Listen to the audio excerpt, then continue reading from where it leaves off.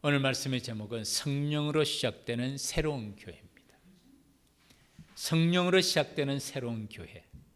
사실은 오늘 본문이 사도행전 역사가 시작되는 출발점이 됩니다. 성령의 역사가 시작되는 출발점이 바로 사도행전의 출발점이고, 이것이 교회의 출발점입니다. 교회는 성령으로 시작이 됩니다. 기억하시죠? 사도행전과 누가복음의 저자는 누가입니다. 누가의 기록 가운데 특별한 특징은 성령의 역사입니다. 성령이라는 단어가 사도행전에만 52번이 나옵니다. 월등히 많은 숫자가 나옵니다. 그런데 성령이라는 직접적인 단어에 대한 말이고, 주의 영 같은 뜻이잖아요. 다 영어 성경에는 The Holy Spirit이에요. 이것까지 합하면 숫자는 더 넘어납니다.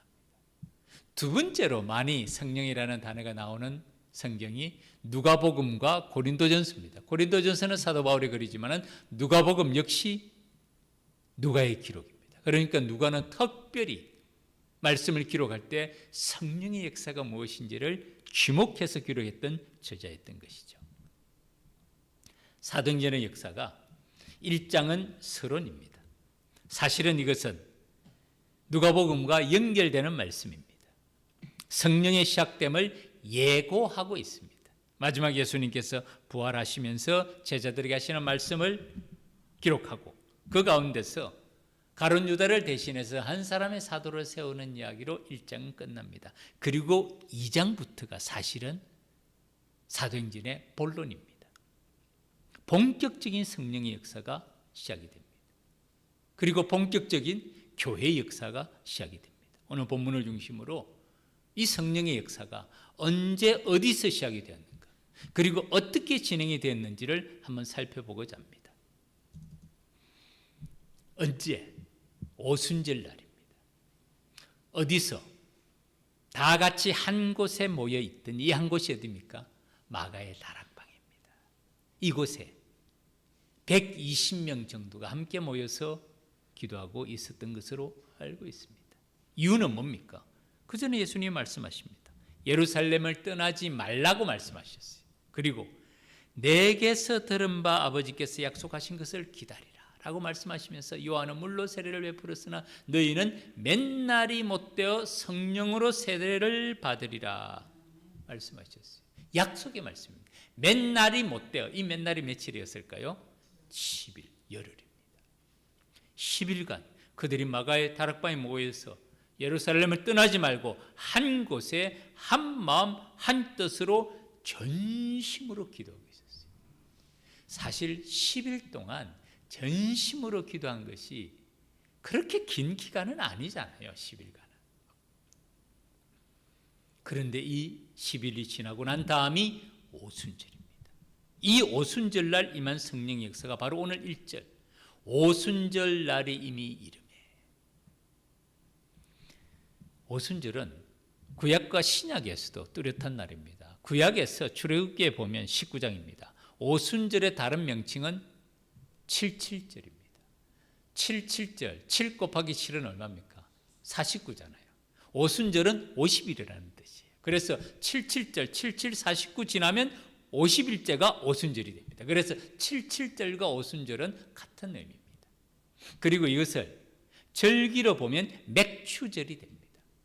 보리를 추수하는 시기, 맥추절, 77절, 오순절은 같은 뜻입니다. 이날 무슨 일이 있었느냐 하면 출애굽 이후에 이스라엘 백성들이 하나님의 강력한 역사로 바로를 굴복시키고 홍해를 가르고 출애굽의 역사를 이루지 않습니까? 그 출애굽의 역사를 이룬 지 50일이 되는 날입니다. 이날 모세가 시내산에서 하나님의 율법의 계명을 받습니다. 이날 출애굽기 19장에 하면 모세와 하나님 사이에 언약, 카버넌트, 계약이 형성이 됩니다. 나는 너희 하나님이 되고 너희는 내 백성이 되리라. 내가 거룩하니 너희도 거룩하라 라는 이 계약이 출애굽 이후에 50일 때 오순절에 이루어지는 역사가 출애굽기 19장에 기록이 되어 있는 것이 구약의 역사입니다. 그리고 신약에서는 이날은 놀랍게도 오늘 본문의 사건이 나타납니다. 성령 강림의 날입니다. 그리고 이것이 교회가 시작된 날입니다. 물론 6월절의 절기와 우리 날 태양력이 다르기 때문에 우리는 그 날짜를 정확하게 계산을 못하지만은 유대인들은 지금도 그들은 성령 강림절보다 77절, 맥주절로 오순절을 지킵니다. 그러나 우리는 이 성령 강림의 역사가 50일, 부활하신 이후에 50일, 성천하신 이후에 10일 만에 이루어진 역사라는 것이 사도행전의 기록에 나타나고 있습니다.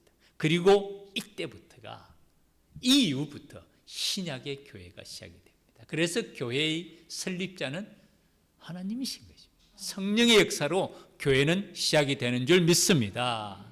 그것이 교회입니다.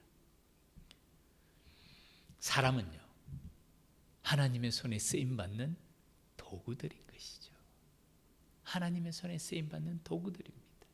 그리고 하나님께서 부흥을 허락하시는 것은 사명을 위하여서, 말씀드린 대로 제가 새벽에 말씀을 준비하면서 찰스 피니의 부흥 운동을 보면서 제 마음에도 깊은 감동이 있더라고요.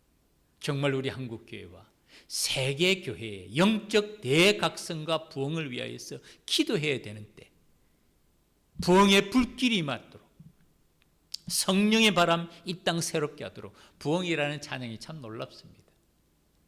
성령의 불길이 임하도록 기도하고 성령의 새바람 불어오도록 기도하고, 그래서 하나님의 나라가 임하도록 정말 간절한 그런 고백이 담긴 찬양이죠. 작은 불꽃이 큰 역사를 이룹니다. 한 사람의 깨어있는 기도를 통해서, 웨일즈의 부흥운동이 그랬어요. 한 사람의 깨어있는 기도자를 통해서 하나님께서 놀랍게 사용하십니다. 찰스 핀이라는 사람도 마찬가지입니다. 하나님께서 그 한 사람을 통해서 그 당시 미국에 3천만 명의 인구가 있었는데 약 2천만 명이 새로운 회심을 경험을 했대요. 엄청난 일이죠. 그때마다 하나님의 손에 쓰임받는 종들이 있고 강력한 성령의 임재와 역사 가운데서 나타나는 그런 역사가 교회의 역사인 것이죠. 초대교회도 오늘 본문 성령 강림을 통해서 이 초대교회가 시작이 되고, 오늘 우리가 드리는 예배도 마찬가지입니다. 하나님의 임재 앞에서 성령의 인도하신 가운데 드리는 것이 오늘날 우리의 예배입니다. 하나님은 영이시니 예배하는 자가 영과 진리로 예배할지니라. 언제 어디서 있든지 주님께서는 오늘도 성령의 역사를 통해서 새로운 역사를 나타내시는 것이죠. 그리고 성령의 역사가 어떻게 임할까요? 2절 3절입니다. 호련히 하늘로부터 두 가지입니다. 첫 번째는 급하고 강한 바람 같은 소리가 있어. 두 번째는 3절, 마치 불의 혀처럼 갈라지는 것들이 그들에게 보여 각 사람 위에 하나씩 임하더니. 두 가지입니다. 나중에 예수님께서 거듭난 사람, 성령의 사람을 설명하실 때 바람을 비유로 들죠. 바람이 어디서 와서 어디로 가는지 알 수 있느냐? 볼 수 있느냐? 성령으로 난 사람도 이와 같다고 말씀하시죠. 급하고 강한 바람 같은 소리, 눈으로 볼 수는 없습니다. 그러나 바람의 존재를 부인하는 사람은 아무도 없죠. 에어컨이 틀면 시원해집니다. 태풍이 불면 엄청난 바람이 붑니다. 집이 뿌리째로 뽑힙니다. 우리나라는 토네이도가 많지 않지만은 미국의 중부지방에 토네이도, 우리 뉴스를 보잖아요. 집이 통째로 날려가요. 자동차가 날려가는 건 우습습니다. 그만큼 바람이 강력한데 급하고 강한 바람 같은 강력한 소리가 임했던 것입니다. 그리고 그 소리가 온 집에 가득히, 그리고 또 하나, 마치 불의 혀처럼 갈라지는 것들이, 이것을 정확하게 번역을 하면 이렇습니다. 불의 혀 같은 것들이 갈라지면서, 불의 혀처럼 갈라지는 것들이라는 표현과 불의 혀 같은 것들이 갈라지면 비슷한 의미지만 또 다른 의미가 나타납니다. 불이 임합니다. 그리고 그 불이 임하면서 지금 120명 정도 앉아있는 이 모든 사람에게 불꽃처럼 하나씩 하나씩 다 임하는 모습을 보여주는 것이에요. 강력한 청각과 시각의 역사를 보여줍니다. 그리고 성령으로 다시 태어난 사람, 그 사람들이 누구인지 어떻게 역사했는지를 분명히 느낄 수 있도록 강력한 증거 가운데 성령의 임재하심을 직접적으로 기록합니다. 참 놀랍죠. 성령의 임재와 역사를 다른 방법으로 기록할 수 있는데 딱 두 가지로 기록해요. 급하고 강한 바람 같은 소리가 온 집에 가득했다. 불의 혀처럼 갈라지는 것들이 그들에게 보여 각 사람 위에 하나씩 임하더니,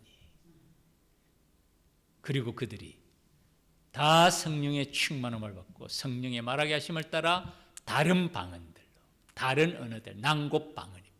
성령의 은사와 능력을 나타내기 시작합니다. 이것이 성령 충만한 사람들에게 나타났던 적극적인 행동입니다. 충만함을 받고 성령이 말하게 하심을 따라 다른 언어들로, 방언으로 말하기 시작하는데, 이 방언이 몇 가지 언어가 되는 줄 아십니까? 그 다음에 언어를 세어보면 약 15가지 언어가 기록이 됩니다. 바데, 메데, 엘람, 메소포타미아, 유대, 갑바도기와 본도, 아시아, 부르기아, 밤빌리아, 애굽, 구레네, 리비아, 로마, 그레데인, 아라비아인들 15가지 언어로 유창하게 복음을 전하기 시작한 것이죠. 이것은 주님의 약속의 실현입니다. 마태복음 3장 11절, 나는 너희로 회개하기 위하여 물로 세례를 베풀거니와, 세례 요한의 말이죠. 물 세례를 말합니다. 회개하기 위하여 물로 세례를 베풀거니와, 내 뒤에 오시는 이 나보다 능력이 많으신 분, 나와 비교하면 나는 그의 신을 들기도 감당치 못할 그분은 물로 세례를 베푸는 것이 아니라 성령과 불로 너희에게 세례를 베푸시리라. 세례 요한의 이 예언의 말씀이 성취가 되는 것이죠. 예수님께서도 1장입니다. 사도행전 1장 5절에 요한은 물로 세례를 베풀었으나 너희는 맨날이 못되어 성령으로 세례를 받으리라. 그것이 사도행전 1장 5절 말씀이에요. 예루살렘을 떠나지 말고 약속한 것을 기다리라는 말씀입니다.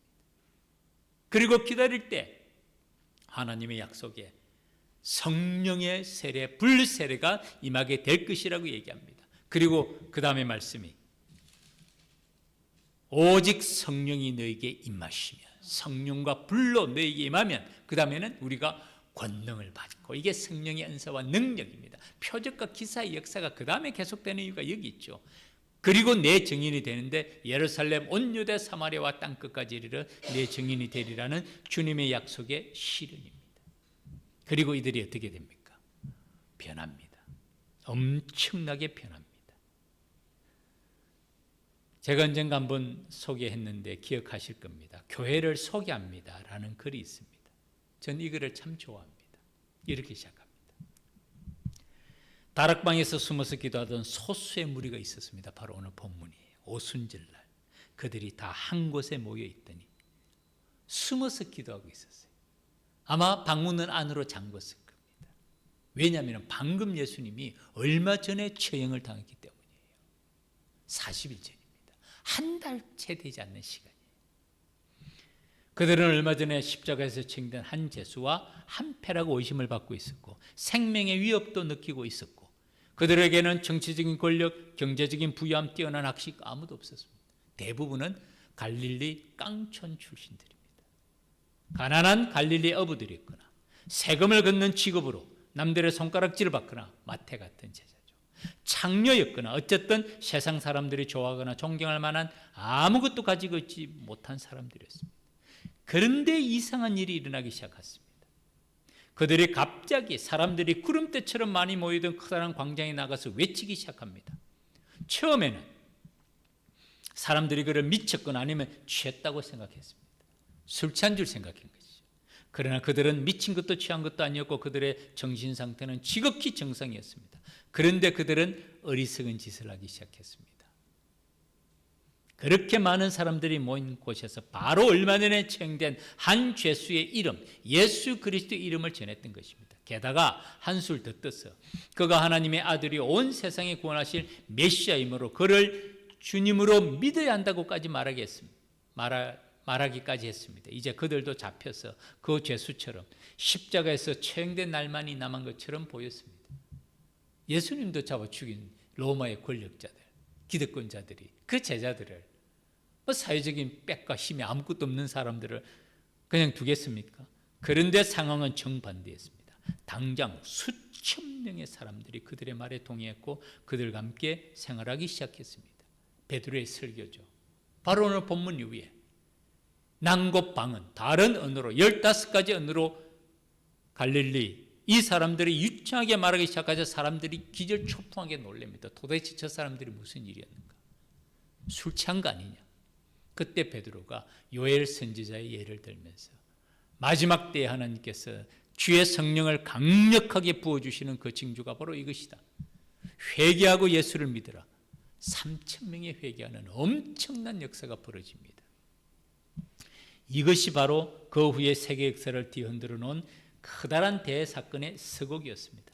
100여 명에 불과했던 소수의 무리는 점점 커져서 결국에는 온 세상에 퍼져 있는 수많은 사람들이 속해 있는 거대한 모임을 이루어냈고 그들의 삶의 방식과 세계관과 가치관을 온전히 변화시켜 놓았던 것입니다. 그리고 사람들은 그 모임을 교회라고 불렀습니다.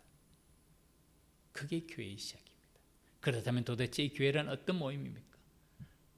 이들이 어떻게 온 세상을 변화시키는 엄청난 힘을 발휘할 수가 있었습니까? 사실은 온 세상을 변화시키기 전에 로마를 변화시켰어요. 로마에서 처절하게 박해받았습니다. 우리가 알잖아요. 카타콤의 순교자들. 사자의 밥이 되기도 하고 십자가에 처형당하기도 하고 그들이 300년 동안 처절하게 박해를 받았지만 313년 밀라노 칙령에 의해서 기독교가 공인이 되고 콘스탄틴 황제에 의해서 기독교가 공인이 되고 그 다음에 데오도시우스 황제에 의해서 기독교가 국교가 됩니다. 로마를 완전히 변화시키는 엄청난 일을 이루어낸 이 교회란 도대체 어떤 모임입니까? 그것이 말씀 속에 기록되어 있는 교회의 진정한 모습과 능력입니다. 라고 말하는 것이 교회란 어떤 교회를 소개합니다. 라는 이 글의 주제입니다.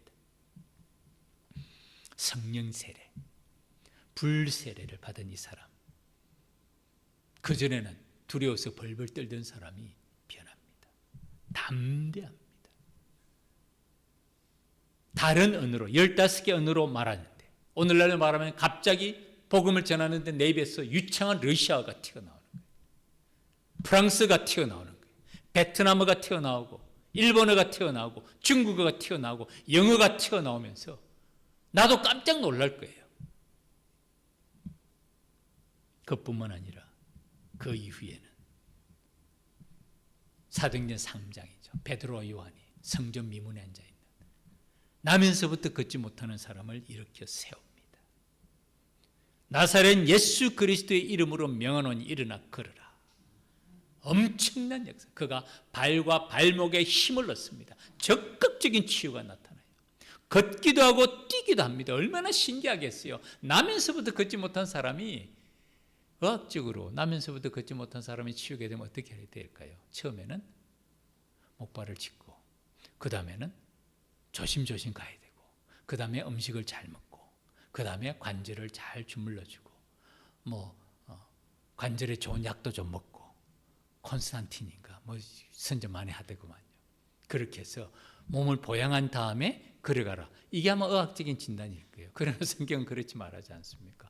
발과 발목에 힘을 얻고 걷기도 하고 뛰기도 하면서 하나님을 찬양한다는 것은 초자연적인 치유의 역사를 보여주는 증거인 줄 믿습니다. 강력한 성령의 역사가 나타나는 걸 보고 사람들이 놀랍니다. 그리고 그 사람들이 베드로 요한에게 모이되니까 베드로 요한이 뭐라 그러죠?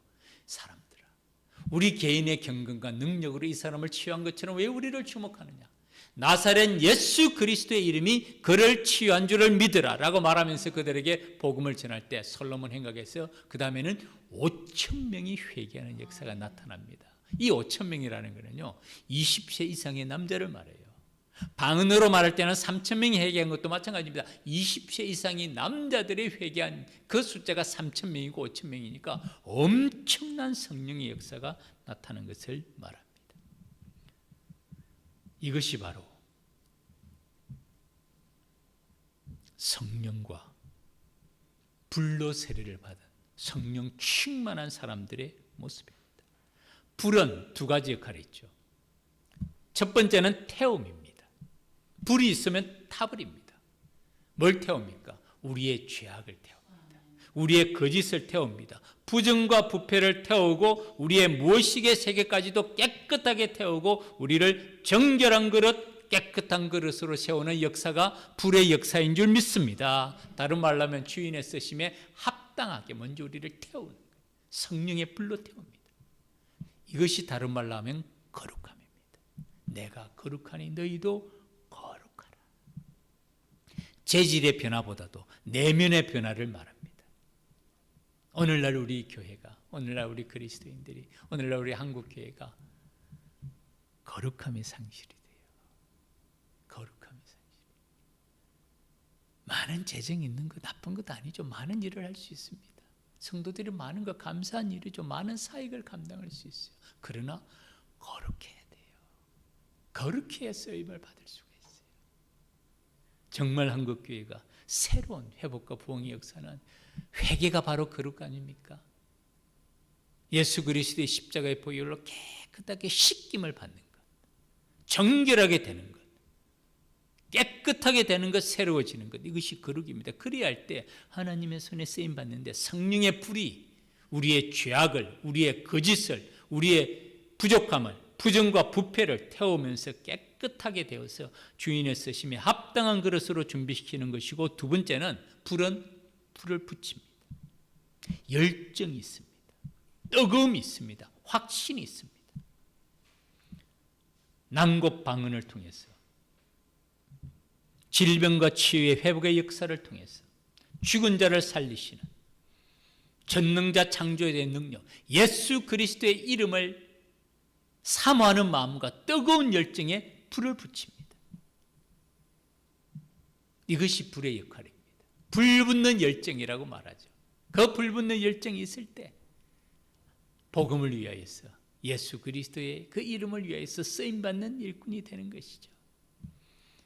사도 바울은 누구보다도 은사와 능력을 경험했던 사람이 은사가 주는 유익을 이렇게 설명하죠. 각 사람에게 성령을 나타내시면 유익하게 하려 하십니다.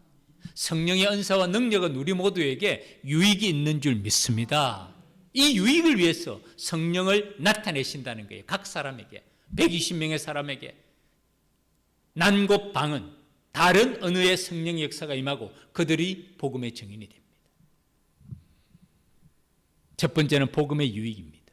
부활의 증인으로 담대하게 선포합니다. 죽음을 두려워하지 않아요. 왜냐하면 그들은 죽음보다 더 높은 가치를 발견한 사람들이기 때문에. 숨어서 벌벌 떨던 사람들이 광장으로 담대하게 나가서 외칩니다. 예수 그리스도가 하나님의 아들이며 우리의 구원자임을 어떻게 선포할 수가 있겠어요? 그런 적대적인 사람 앞에 성령의 충만함으로, 성령 세례와 불세례로 그들은 복음의 유익이 있습니다. 두 번째는 교회의 유익이 있습니다. 이 일을 통해서 이 복음의 전파 사역을 하는 교회가 견고하겠습니다. 안디옥 교회가 쓰고 1차, 2차, 3차, 4차, 5차 전도를 통해서 유럽 전역으로 복음이 전파됩니다. 민들레 꽃씨처럼 전파가 됩니다. 그리고 오늘날에는 전 세계로 복음이 전파되고, 지금도 비록 한국은 복음의 위기인 것 같이 보이지만은 아프리카 대륙, 아시아 대륙 다른 곳에서는 정말 복음이 다시금 불붙는 요원의 불길처럼 일어나는 곳이 많습니다. 성령의 역사가 계속이 되는 것이죠. 세 번째는 우리 개인 신앙 성적의 유익입니다. 성령 연사와 능력을 경험하고 성령 세례와 불세례를 경험하면 마음에 확신이 생깁니다. 약속의 말씀에 신뢰가 생깁니다. 그때부터는 기도가 의무가 아니라 갈망과 열정이 됩니다. 예배가 습관이 아니라 사모함과 기쁨이 되고, 말씀이 지식이 아니라 능력과 은혜의 통로가 된다는 것을 깨닫게 되죠. 더 마음의 간절함과 감사와 기쁨이 넘치게 되는 것입니다. 이것이 신앙의 유익이 되는 것이죠. 이것이 바로 성령 충만함의 모습입니다. 말씀을 맺겠습니다. 성령의 역사 지금도 계속됩니다. 1734년경입니다. 그러니까 지금으로부터 약 300년 전이죠. 미국의 제1차 대각성운동이 일어납니다. 왜 1차라 말하느냐면 약 3번에 걸쳐서 미국은 대각성운동이 일어나요. 이때 중심 인물이 조나단 에드워드라는 사람입니다. 조나단 에드워드 아마 대부분 알고 계실 거예요. 프린스턴의 초대 총장을 지냈던 분이고 가장 뛰어난 신학자 중에 한 사람입니다. 로이드 존스라는 분은 이렇게 말합니다. 청교도 신학을 알프스에 비유하면 마르틴 루터와 존 칼빈은 히말라야 산맥이고 그리고 조나단 에드워드는 그 가운데 에베레스트 산이라고 표현합니다. 한마디로 로이드 존스라는 분이 그분도 뛰어난 설교자죠. 영국의 설교자죠. 조나단 에드워드는 어떤 분인지를 청교도 신학을 알프스 산맥에 비유하면 존 칼빈과 마르틴 루터 종교개혁을 일으켰던 두 사람 아닙니까? 그 사람을 히말라야 산맥에 비유할 수 있다면 조나단 에드워드는 에베레스트 산이라고 비유할 만큼 가장 존경받는 인물 중에 하나가 조나단 에드워드 그리고 조지 워필드가 미국의 제1차 각성운동의 중심 인물이라고 봅니다. 그리고 이 대각성운동이 미국으로만 끝나지 않습니다. 영국, 웨일즈, 스코틀랜드, 아일랜드로 유럽으로 대서양을 건너서 널리 퍼져갑니다. 그리고 제2차 각성운동이 1857년 후반에 생깁니다. 말씀드린 대로 찰스 핀이라는 사람을 통해서 그 당시 미국의 3천만 명의 인구 중에서 200만 명, 그 10%가 이 부흥운동을 통해서 회심합니다. 그리고 영국도 그 당시에 스펄전, 웨슬리 같은 목회자를 통해서 그리고 이 운동이 3차 운동으로 무디와 생키의 부흥운동으로 이어지는 것이 미국의 역사인데 이것이 끝난 게 아니에요. 20세기에 들어오면서 제가 지난번에 얘기한 1906년 아주사 부흥운동 이것을 오순절 부흥운동이라고 말합니다. 치유의 역사와 방언의 역사와 환상과 능력 행함과 예언의 역사가 직접적으로 나타납니다.